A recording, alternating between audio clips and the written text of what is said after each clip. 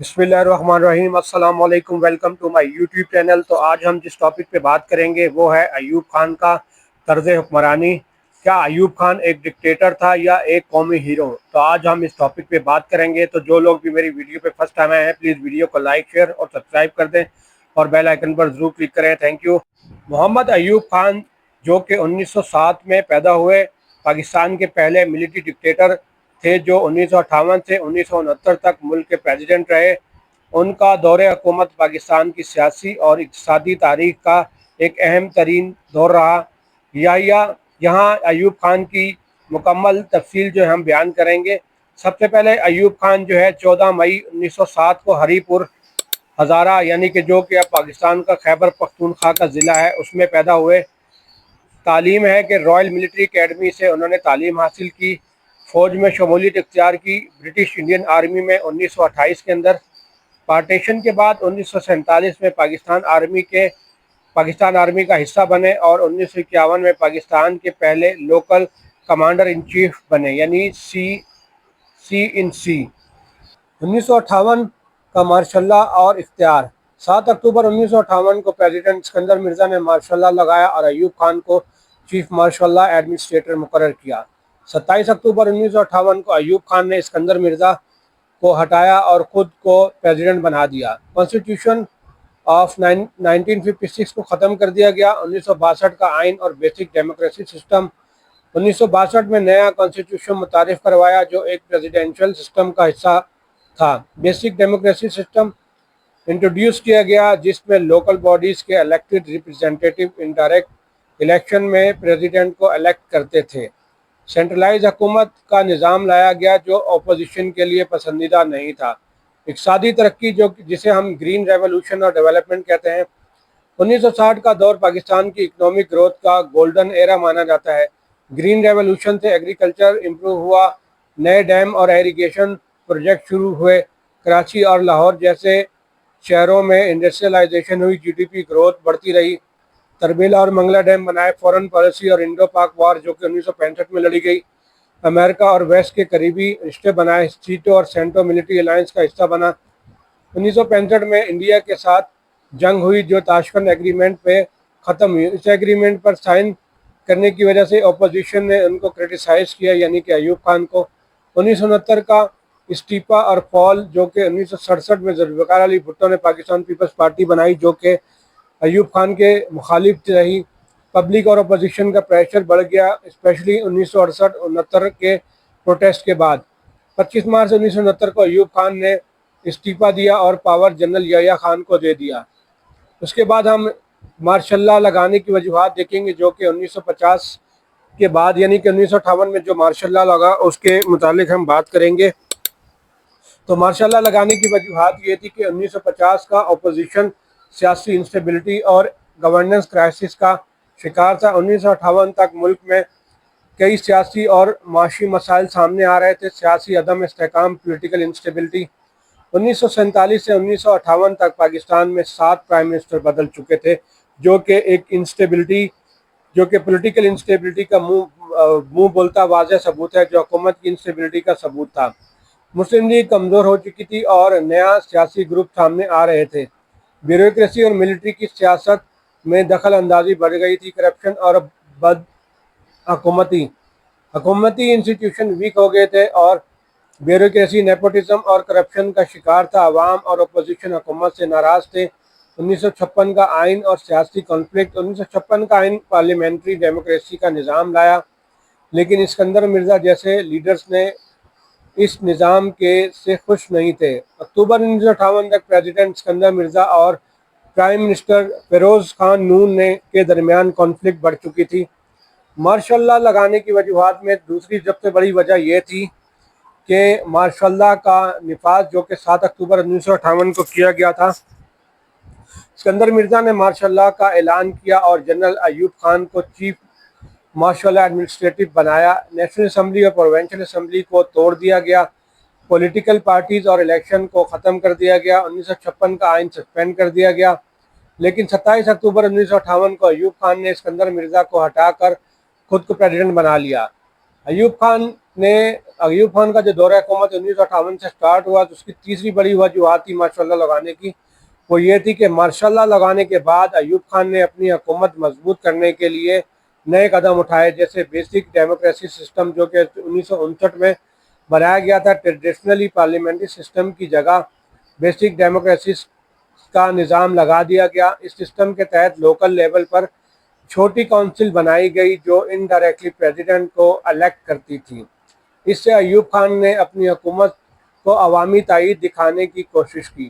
Economic reforms اور development, agricultural reforms 1959، land reforms introduce کیے گئے، انڈسٹریلائزیشن کو بڑھا دیا گیا اور انفراسٹرکچر پروجیکٹ شروع کیے گئے۔ فارن پالیسی اور امریکہ سے تعلقات، پاکستان امریکہ کا ایک قریبی عزائی بنا اور کولڈ وار کا دور میں سیٹو اور سینٹو الائنس کا حصہ بنا۔ 1960 میں انڈس واسو ٹریٹی بھارت کے ساتھ سائن کیا۔ 1958 کے ماشاء اللہ کے اثرات، پازیٹیو اثرات یہ تھے کہ سیاسی اسٹیبلٹی آئی، یعنی کہ پاکستان میں پہلی دفعہ ایک اسٹرانگ سینٹرلائز حکومت قائم ہوئی، اقتصادی ترقی ہوئی۔ 1960 کا دور پاکستان کا اکنامک گروتھ کا سب سے گولڈن ایرا مانا جاتا ہے۔ انفراسٹرکچر ڈیولپمنٹ، ڈیمز، روڈز اور انڈسٹریز کے آغاز تھا۔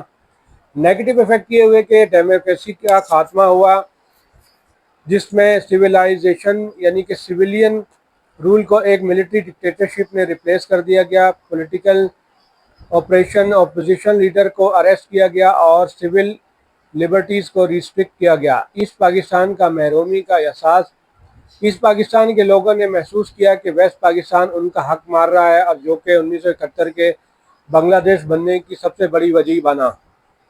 ایوب خان کا دور جو کہ 1958 سے 1959 پاکستان کی اقتصادی ترقی کی اور تاریخ کا ایک اہم دور مانا جاتا ہے۔ اس دور میں ملک نے تیز اقتصادی ترقی کی، جسے ہم ڈیسیڈس آف ڈیولپمنٹ بھی کہا جاتا ہے۔ یہ تاریخی دور انڈسٹریلائزیشن، ایگریکلچرل ریفارمز اور انفراسٹرکچر ڈیولپمنٹ کا حوالے سے مشہور تھا۔ انڈسٹریل ڈیولپمنٹ، صنعتی ترقی، ایوب خان کے دور میں پاکستان میں انڈسٹریلائزیشن کو بڑھاوا دیا گیا، پرائیویٹ سیکٹر کو پروموٹ کیا گیا۔ حکومت نے انڈسٹریلائزیشن اور بزنس مین کو انسینٹیو دیے، جیسے ٹیکس ریبیٹس اور ایزی لونز۔ 5 ایئر پلان، حکومت نے اکنامک پلاننگ کے لیے 5 ایئر پلان شروع کیا۔ فرسٹ 5 ایئر پلان جو کہ 1955 سے 1960 تک تھا، اسی وقت حکومت ویک تھی لیکن ایوب خان نے اسے مضبوط بنایا۔ سیکنڈ 5 ایئر پلان جو کہ 1960 سے 1965 تک تھا، یہ سب سے کامیاب پلان مانا جاتا ہے، جس میں جی ڈی پی گروتھ 6.7 تک چلی گئی۔ تھرڈ 5 ایئر پلان جو کہ 1965 سے 1970 تک تھا، انڈو پاک وار اور پروٹیسٹ کی وجہ سے اس پلان کو اتنی کامیابی نہیں ملی۔ کراچی اور لاہور جیسے شہروں میں نئے ٹیکسٹائل اور سٹیل ملز لگائی گئی۔ Export oriented economy, industrial goods exports کرنے پر فوکس کیا گیا، جسے ایسٹ ایشین ماڈل بھی کہا جاتا ہے۔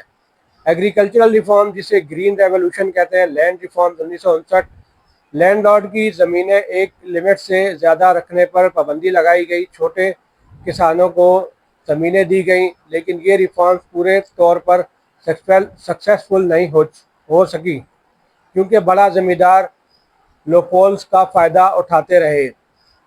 ماڈرن فارمنگ ٹیکنیکس جو کہ ہائیبرڈ سیڈز، فرٹیلائزر اور پیسٹی سائڈز کا استعمال بڑھایا گیا۔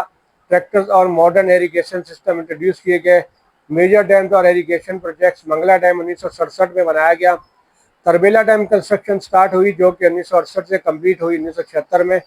انڈس واٹر ٹریٹی 1960، بھارت کے ساتھ پانی کا مسئلہ حل کرنے کے لیے یہ ایگریمنٹ کیا گیا۔ فورن ایڈ اور انفراسٹرکچر ڈیولپمنٹ، امریکہ اور ویسٹ کی مدد، یو ایس اے اور انٹرنیشنل ڈونرز نے پاکستان کی اکنامک پالیسیز کو سپورٹ کیا کیونکہ پاکستان کولڈ وار کے دور میں ایک اسٹریٹجک الائی تھا۔ ورلڈ بینک اور آئی ایم ایف سے لون ملے جو انفراسٹرکچر ڈیولپمنٹ میں لگائے گئے۔ کمیونیکیشن اور transportation system, G T road, motorways اور ریلویز کو امپروو کیا گیا۔ کراچی پورٹ اور سول ایویشن انڈسٹری ڈیولپ تھی۔ اکنامک گروتھ انڈیکیٹر جو کہ G D P growth rate 6.7 annually جو اس وقت ایشیا میں ہائیسٹ تھا۔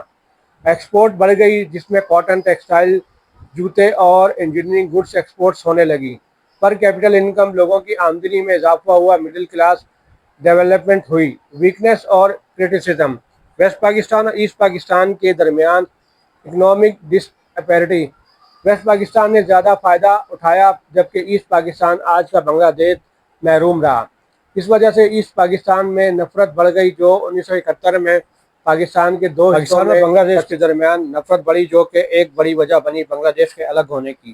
تو کرپشن اور نیپوٹزم، جس میں بیوروکریسی اور ایلیٹ کلاس نے زیادہ فائدہ اٹھایا جبکہ عام لوگوں تک پورا فائدہ نہیں پہنچ سکا۔ بگ بزنس کا کنٹرول، جو کہ 22 انڈسٹریل فیملیز جسے 22 فیملیز کو پاکستان کہا جاتا ہے، نے اکانومی پر قبضہ کر لیا۔ نتیجہ یہ نکلا ایوب خان کے دور میں کہ ایوب خان کا اقتصادی نظام بہت حد تک کامیاب ہوا، لیکن اس میں ان ایکولیٹیز اور اسٹرکچرل پرابلمز بھی تھیں۔ یہ دور پاکستان کی اکنامک ہسٹری کا ایک گولڈن ایرا مانا جاتا ہے، لیکن اس کی ایفیکٹ لانگ ٹرم بیلنس نہیں ہو سکے۔ 19 اپریل 1976 کو ایوب خان کا انتقال ہو گیا، جو کہ 1958 کے مارش اللہ میں، جس میں 25 مارچ 1969 کو انہوں نے اپنے صدر کے عہدے سے استعفیٰ دے دیا، اور 19 اپریل 1970 کو ایوب خان کا انتقال ہوا، جو کہ پاکستان کے ایک اچھے لیڈر تھے۔ تو ویڈیو آپ کو کیسی لگی؟ پلیز ویڈیو کو شیئر کریں، اپنے کمنٹ سیکشن میں اپنی رائے کا اظہار کریں کہ ایوب خان کی ویڈیو آپ کو کیسی لگی۔